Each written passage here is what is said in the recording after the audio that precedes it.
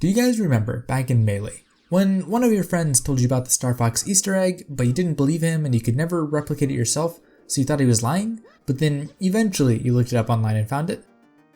Well, I may have found a similar Easter egg in Smash Ultimate, but this time it's much more complicated, but even better, it's for Ike. And it may have applications in competitive doubles. I discovered this when I was recording footage for a video recreating some scenes from one of my all-time favorite games, Fire Emblem Radiant Dawn. Then I discovered something incredible. Ike can wield the power of the goddess. I tested this until I could reliably duplicate the effect, but I suspect I am overdoing a few things. Some of the conditions I outlined may not be necessary to accomplish Ike's burst of power. So if any of you want to test this and figure out which parts of my formula are actually necessary and which parts are not, I'll keep an up-to-date record in the description. Without further ado, let's get into it. I was trying to recreate Radiant Dawn's final cutscene. So first we have Ike using his default Radiant Dawn costume. Then we add Ashera, or Ashera, I'm not sure how to pronounce it. I don't think the tag is important, but I use it anyway. I then use the Dark Zelda costume. This Easter egg definitely doesn't work with Zelda's default skin, although it is possible that 2 or 3 skins work. And it might work with some Palutena skins as well. I haven't tested anyone besides Zelda, but the character color is definitely important. Finally, go to a 1v1 match on Dracula's castle. To me, this background looks most like the Tower of Guidance from Radiant Dawn.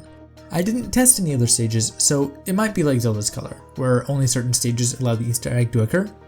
This seems a bit unlikely to me, however, because I doubt the devs would add a Fire Emblem Easter egg that occurs only on a stage outside of the Fire Emblem franchise. But anyway, once you have these things in place, you need to break Zelda's shield. Just as in the game, Ashera is protected by an aura that shields her. After you break the shield, Yune gives Ike the power to finish the goddess. And boy, can you finish her. When Ike has his sword blazing like this, he can basically one-shot enemies. The effect doesn't last forever, but it looks really cool, especially when you can get some one-hit KOs. So it is really cool that Ike can use this incredible power. But does it actually have an effect on competitive play? For singles, no. Even if the Easter egg is not stage dependent, it only works on a few colors of maybe a few characters, and I've only confirmed it on Zelda. So in the most ideal case, if your opponent was playing Zelda against your Ike, he could just use one of the skins that this doesn't work for. But I mean, come on, even if your opponent doesn't know about this effect, and he happened to play the Dark Zelda, what are the odds that you'll get a shield break? And anyway, you're Ike, so you probably don't even need superpowers to finish off an opponent with a broken shield. But there's also doubles. And in doubles, your partner can make sure to pick the proper Zelda color. Your partner can make sure to don the Ashera tag. Your partner can hide in a corner and let you shield break him, then cower and fuel as you lay waste to your enemies. Well, I doubt we'll see this strategy dominate in tournaments because the devs could easily modify the Easter egg so it doesn't work in teammates. But until then.